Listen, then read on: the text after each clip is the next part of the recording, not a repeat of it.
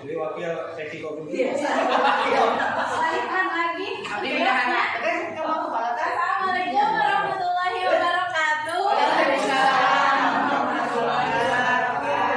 Terima kasih kepada Ibu Kepala Sekolah dan Ibu Humas yang sudah memberikan saya kesempatan untuk berbagi modul 1.4 tentang budaya positif dengan rekan-rekan sejawat yang ada di SMP 1 Ubud. Ini adalah tugas akhir saya di modul 1.4 tentang budaya positif, bahwa saya harus mendiseminasikan tentang budaya positif ini dengan rekan-rekan sejawat semua.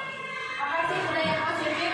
Budaya positif merupakan perwujudan dari nilai-nilai atau keyakinan universal yang diterapkan di sekolah. Budaya positif diyakini mampu menciptakan kolaborasi antar warga sekolah, baik guru, siswa,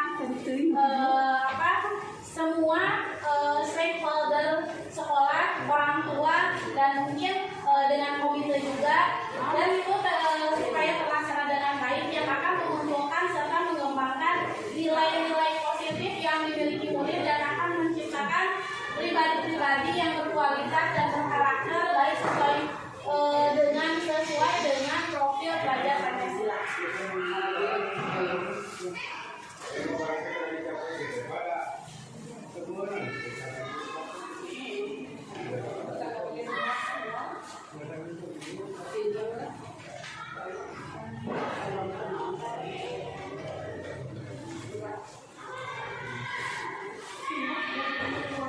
Budaya positif, konsep inti budaya positif adalah ada beberapa poin, diantaranya adalah perubahan paradigma belajar, disiplin positif dan nilai-nilai kebajikan, motivasi perilaku manusia, kebutuhan dasar manusia, segitiga restitusi, posisi kontrol, dan keyakinan kelas.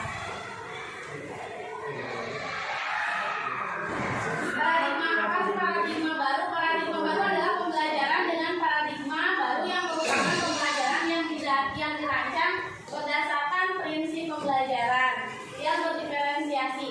Kita sudah mengenal seperti apa diferensiasi, bahwa setiap murid itu belajar berdasarkan kebutuhannya. Jadi setiap anak itu kan berbeda-beda ya kebutuhannya. Jadi sehingga para murid belajar sesuai dengan kebutuhannya berdasarkan tahap perkembangannya sesuai dengan profil pelajar Pancasila. Disiplin positif, makna disiplin kan cenderung dengan kita harus sampai, harus patuh, harus nurut sama guru gitu kan, yang kita paham seperti itu ya, yang dilakukan seseorang pada siswa untuk mendapatkan kepatuhan, sehingga kecenderungan tersebut haruslah diubah Bapak Ibu. Sebagaimana pendidik kita harus menciptakan anak-anak yang yang memiliki disiplin itu harus bukan karena tekanan kita gitu, tapi harus dengan motivasi intrinsipnya dia, harus motivasi dari dalam dirinya gitu. Kalau kita kan selama ini kurang pakai dasi berdiri kalau misalnya upacara kan seperti itu ya. Jadi seolah-olah bahwa mereka itu harus patuh dengan kata-kata kita ya, sehingga anak kan akhirnya menjadi tidak nyaman dan pokoknya nurut lah, dalam misalnya nurut berarti tapi dihukum gitu kan. Nah, sedangkan kebutuhan manusia itu ada 5. Jadi anak melakukan tidak disiplin itu karena biasanya yang kayak tadi itu ya, bahwa anak itu kalau misalnya ada sesuatu pasti ada dari dalam dirinya itu ada apa, kebutuhan bertahan hidup, biasanya dari keluarga gitu kan, kebutuhan cinta dan kasih sayang, karena memang anak itu di rumahnya kurang ya gitu. Jadi kurang murid ingin diterima dan hargai di sekolah, akhirnya kan mencari perhatian kita. Kebutuhan penguasaan biasanya kan pengakuan atas kemampuannya, nih saya anak gelisah gitu kan. Itu tuh karena apa? Karena pengen diakui, tapi kadang-kadang memang saya salah jalannya. Kebutuhan kebebasan, itu membuat pilihan antara sekolah atau tidak gitu ya. Terus kebutuhan kesenangan,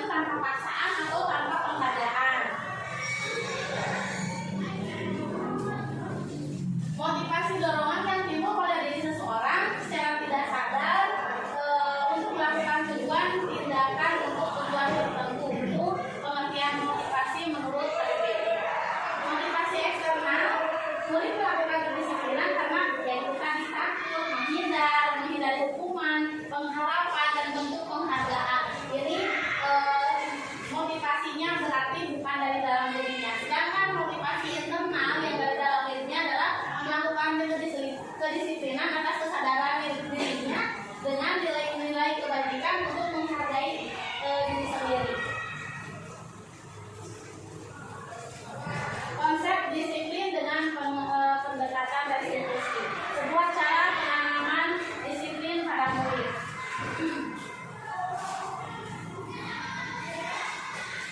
Apa sih restitusi itu?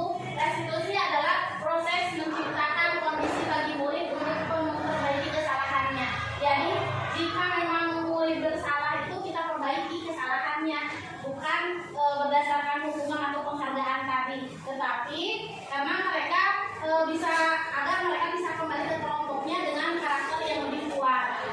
Mungkin kalau misalnya anak yang biasanya gampang diajar, sekarang mah lebih pendiriannya lebih kuat karena kan kita motivasi gitu kan, agar mereka itu punya pendirian kalau ke anak itu dalam mengambil keputusan. Ciri restitusi adalah menguatkan dan fokus kepada solusi, fokus pada karakter bukan pada tindakan, bukan menebus kesalahan tapi belajar dari kesalahan, mencari kebutuhan dasar yang mendasari tindakan. Kenapa nih anak ini bisa terlambat, kenapa anak ini bisa sepatu nanti nggak sama temannya, kenapa dia teh nggak waktu upacara teh nggak pakai nasi kopi misalnya, seperti itu ya.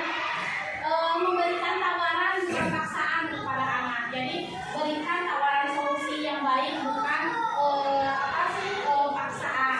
Memperbaiki hubungan menuntut untuk melihat ke dalam diri, memperbaiki hubungan anak yang salah dengan guru atau teman-temannya, bukan jadi lebih melihat diri kita kalau misalnya salah seperti apa.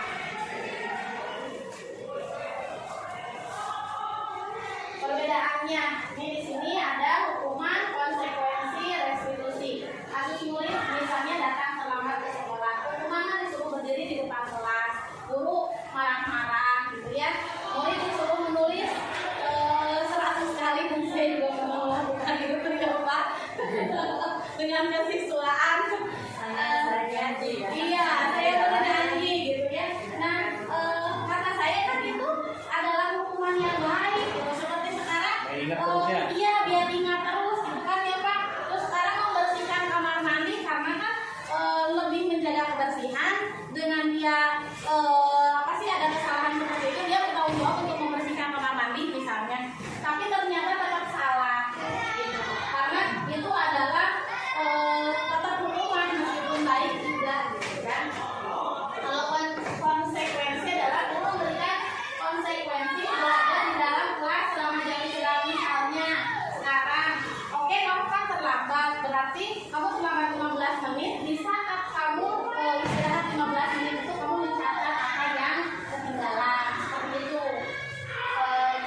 Guru tegas dan murid menghormati peraturan itu karena memang dia paham bahwa dia terlambat itu berarti ada konsekuensinya. Ya. Kalau restitusi adalah guru menanyakan keyakinan kelas. Nah, ini Bapak Ibu, sekarang kan kita sudah lumrah ya kalau misalnya pas bangun ajaran baru itu pasti bikin keyakinan kelas, kesepakatan kelas ya. Nah, kalau keyakinan kelas kan kesepakatan bersama ya, dan itu dijadikan peraturan diyakini gitu ya. Kalau aturan kan seolah-olah seperti paksaan dia. Nah, kalau keyakinan kelas itu setelah dipampang di dinding, setelah didiskusikan dengan teman-teman, akhirnya dipakailah di kelas bahwa kesepakatan ini yang akan dipakai di saat anak berada di kelas. Dan murid lebih terbuka dan menghormati dirinya dan orang lain. Karena itu kan hasil kesepakatan ya. 5. Posisi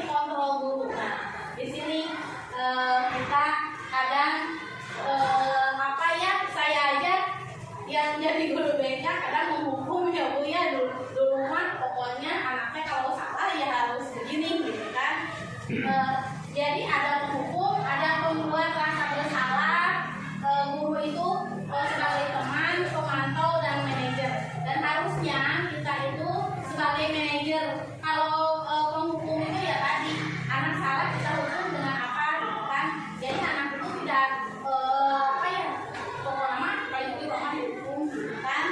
Intinya ke sana.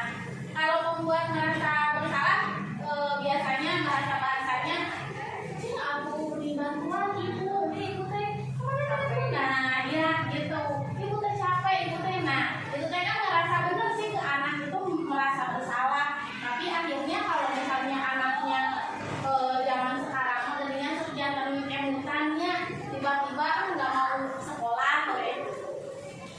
tapi dengan seperti teman juga kadang kurang efektif karena apa jadi anak itu kurang menghargai gitu ya. Nah kita jadi pemantau anak tetap diberikan kesempatan biasanya kesimpulan ya Pak diberikan kesempatan tapi kita memantaunya gitu kan. Kalau manajer kita itu apa sih memberikan anak solusi dan kita mungkin berdiskusi dengan anak mau seperti apa gitu apa yang menjadi masalah yang disebabkan anak tersebut melanggar aturan sekolah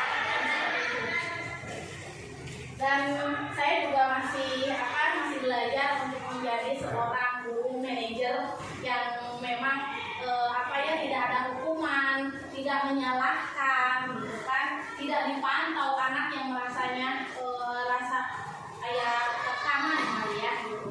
Jadi sama-sama belajar menjadi seorang guru yang manajer. Contoh penerapan 5 kontrol kasus yang tadi ya Bu ya.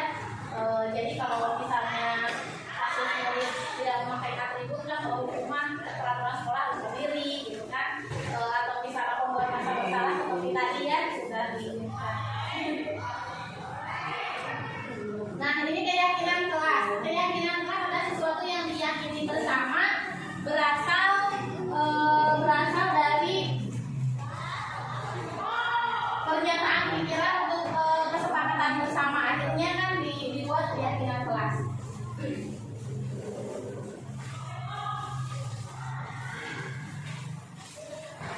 Nah kemarin saya dengan kelas 8G membuat keyakinan kelas dan kesepakatannya adalah mungkin ibu-ibu sudah tahu ya bagaimana cara memulai keyakinan kelas. Jadi kita diskusi dulu dengan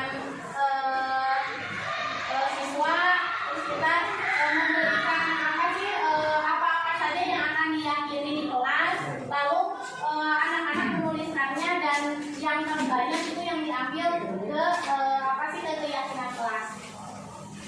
Ini kemarin saya yang pertama menghargai guru atau teman yang sedang berbicara. Jadi anak di kelas itu jadi lebih bisa menghargai guru dan teman. Jadi tidak ngobrol sendiri karena sudah ada keyakinan kelas. Kedua, aktif dalam proses belajar. Ketiga, mengajukan pertanyaan jika tidak paham akan materi pembelajaran yang disampaikan guru. Keempat, jujur dalam mengerjakan tugas. Dan kelima, berbicara sopan kepada guru dan teman. Ini adalah contoh kemarin saya membuat keyakinan kelas. Jadi saya memakai itu teks sticky note ya Bu ya. Jadi anak-anak menulis di situ. Nanti kita kumpulkan kalau misalnya yang pendapatnya sama kita satukan di balik sini. Jadi di antara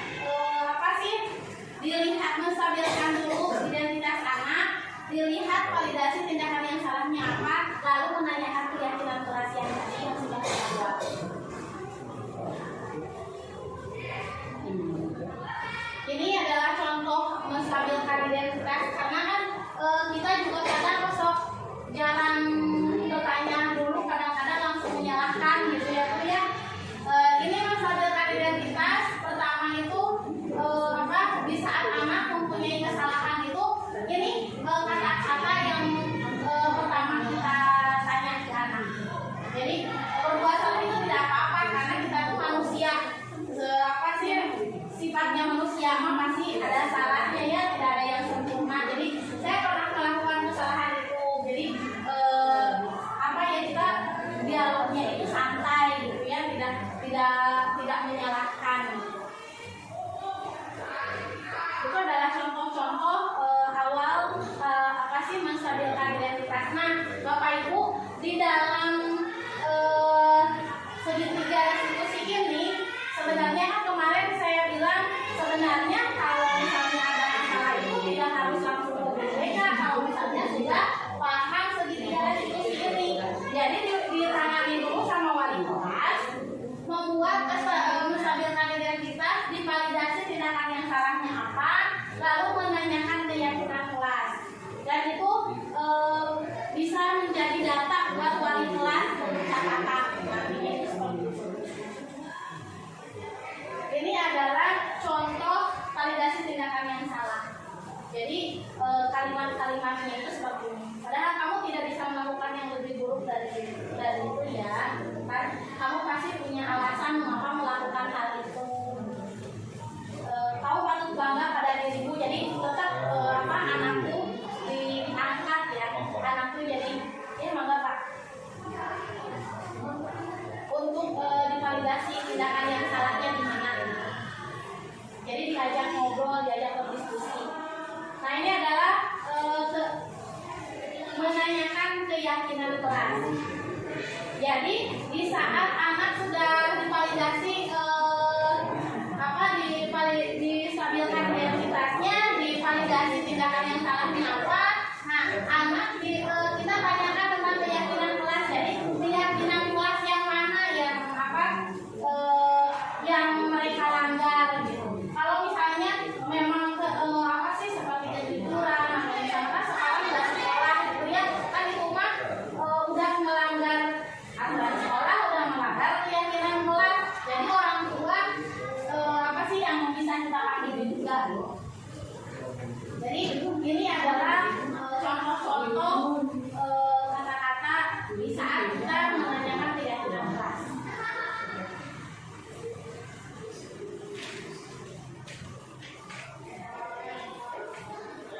Ini adalah contoh kemarin contoh penerapan segitiga restitusi bahwa anak itu terlambat sedang upacara. Aku sih yang jadi pembinaannya hari kemarin. Iya, itu mau yang buka bulan jadi mau yang bahan hikmah. Iya.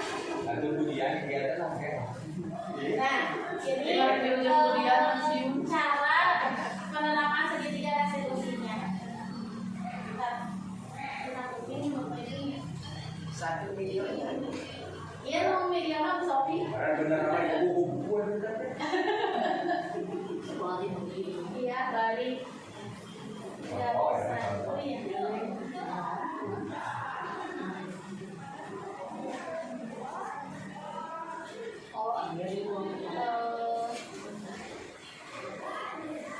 Siap. Iya, suaranya.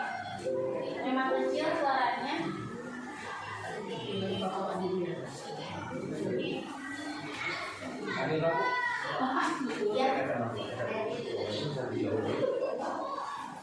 Ini adalah contoh video restitusi segitiga restitusi kemarin tentang penanganan anak yang terlambat sekolah di saat upacara. Kok ngomong di kelas 8? Itu ya.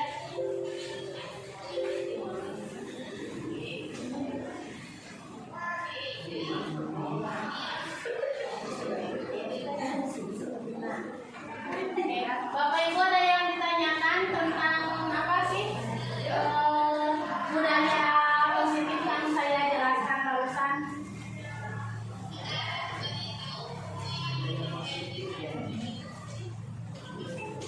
Nah ini validasi identitas tadi yang menstabilkan identitas. Jadi anak ditanyakan dulu apakah Bali tahu, dipanggil sama ibu ke sini, itu menstabilkan identitas dia. Ya, kamu kenalan gitu kan, hari pertama tiba-tiba teh gitu kan, sok langsung nyerang gitu, tanpa ditanya dulu anak teh, ya gitu kan. Tuh kan kamu udah kesianan lagi gitu kan. Gitu. Jadi anak itu dipanggil, disampaikan identitasnya, divalidasi kesalahannya itu apa, dan diajak diskusi dengan keyakinan kelas.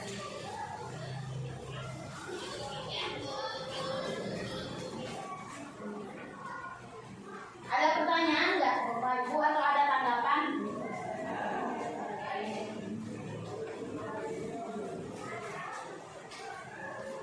Tentang apa sih keyakinan kelas, atau apa sih segitiga restitusi, atau penghukum ya tadi?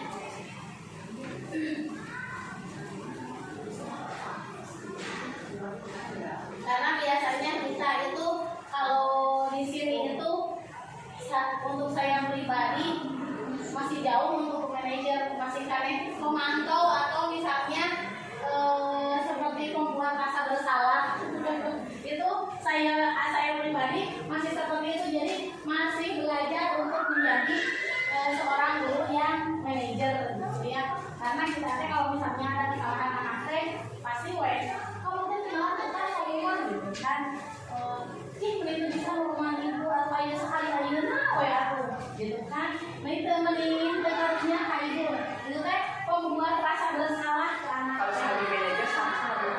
Kalau sebagai manajer itu bagaimana pendapat kamu, kira-kira kamu melakukan kesalahan tadi, melanggar keyakinan kelas yang sudah kita sepakati belum? Jadi diajak diskusi bu anaknya gitu. Jadi tidak ya kadang-kadang kan kita mah ya itu jauhnya ada kesalahan, kadang-kadang tidak distabilkan dulu identitas anak, nggak divalidasi dulu ke anak gitu. Jadi langsung marah aja. Marahnya itu kan kalau tidak menghukum yang membuat bersalah itu ke anak gitu. Itu saya juga masih belajar dulu. Hanya satu aja kesalahannya. Iya. Jadi berdasarkan kesepakatan kelas. Iya, berdasarkan kesepakatan kelas. Jadi seorang manajer itu kalau misalnya ada anak yang melakukan kesalahan itu dilihat lagi ke keyakinan kelas yang sudah kita buat. Dan solusinya itu nanti ada di anak gitu. Nantinya itu. Jadi bukan kita yang memberikan solusi, tapi anak itu kita tanya anak terus kesepakatan sekarang kamu mau seperti apa ke depannya, itu mau seperti apa gitu. Nanti kan anak itu menjawab mau seperti apa perubahannya gitu. Nah itu yang kita hargai. Nah mungkin tetap kita pantau juga gitu ya Bu ya, karena kan memang ada beberapa anak yang masih akhirnya besoknya lagi begitu lagi gitu. Nah itu mungkin perlu pemantauan. Sebenarnya kan kalau pemantau itu nggak salah, jadi cuman kan anak itu dikasih konsekuensi gitu kan, tapi dipantau sama kita gitu.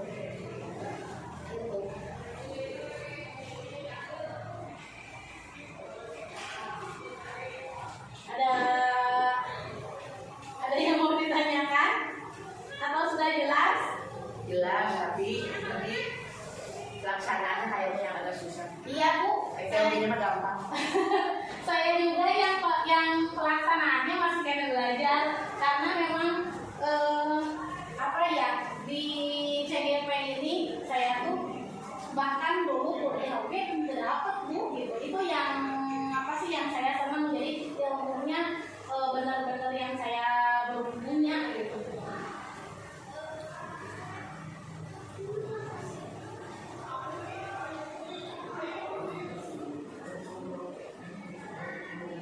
Nah, sudah berarti tidak ada ini ya Bu ya. Kesimpulan saya adalah peran kita sebagai guru yang menjadi bagian dari warga sekolah dalam menciptakan budaya positif di sekolah dengan menerapkan konsep-konsep inti seperti disiplin positif, perilaku, motivasi perilaku kepada anak gitu.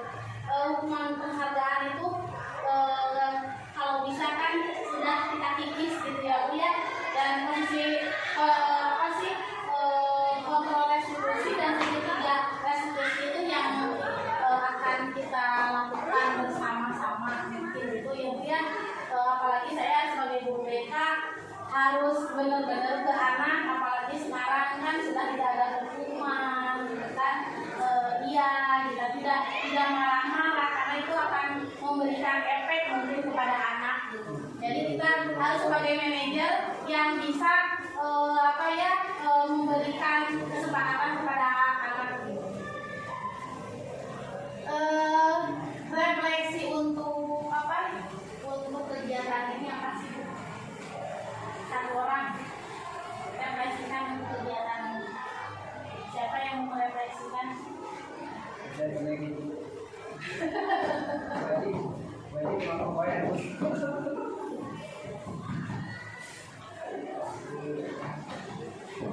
Refleksinya setelah tahu bahwa penjabaran ini itu apa sih, gimana sih perasaannya, Bu? So,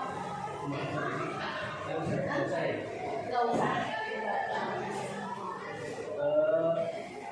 Saya merasa bersyukur dengan materi pemaparan meskipun ya memang singkat ya, tapi dengan materi yang ditampilkan oleh Ibu Sofi tadi,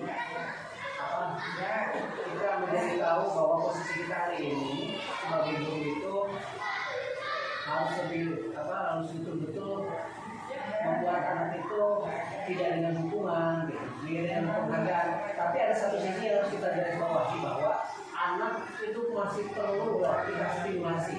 Anak itu masih perlu stimulasi. Tapi mungkin hukuman dan penghargaan ini harus sedikit tidak terlalu kita besarkan.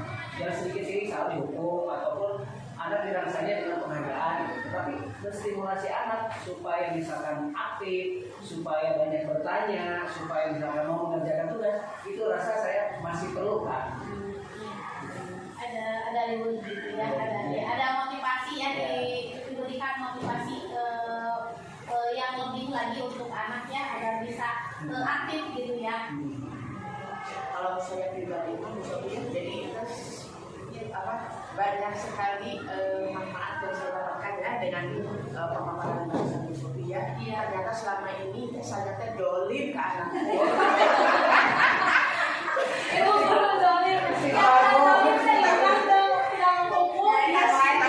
Ternyata kita salah dan tujuannya mah betul kan, mungkin ada perubahan tingkah laku dari anak ya. Tapi ternyata caranya salah, jadi kurangnya boleh tak udah gini ternyata jadi langsung kita langsung mana pokoknya bedanya begini ya, tahu permasalahannya apa jadi nggak pernah dilihat dari belakangnya belakang masalah. Jadi bisa jadi ini nambah ilmu lah itu saya pribadi nanti itu pemaparan Sofi itu bisa.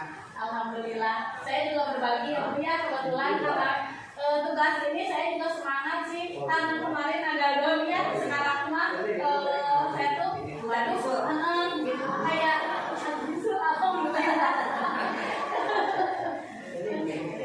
Oke, ada lagi Bapak Ibu? Kalau tidak ada, kita tutup. Hatur nuhun, terima kasih. Ya, jangan kapok jika saya terus akan meminta bantuan Bapak Ibu dalam selama 4 bulan ke depan lagi. Kalau misalnya ada angket atau nanti ada ada umpan balik gitu ya, responden atau apapun itu, saya meminta bantuan kepada Bapak Ibu. Dan terima kasih dari kemarin, Masya Allah ya, dukungannya luar biasa untuk saya. Bapak Ibu bisa hadir dan lumayan banyak gitu ya. Jadinya saya juga semangat gitu berbagi ilmu. Jadi ini bukan saya sudah bisa, tapi saya juga berbagi ilmu dengan teman-teman semuanya, sharing karena saya juga baru mendapatkan ilmu ini, belum bisa mengalir di dalam. Hatur nuhun, wabillahi taufiq wal hidayah. Wassalamualaikum warahmatullahi wabarakatuh.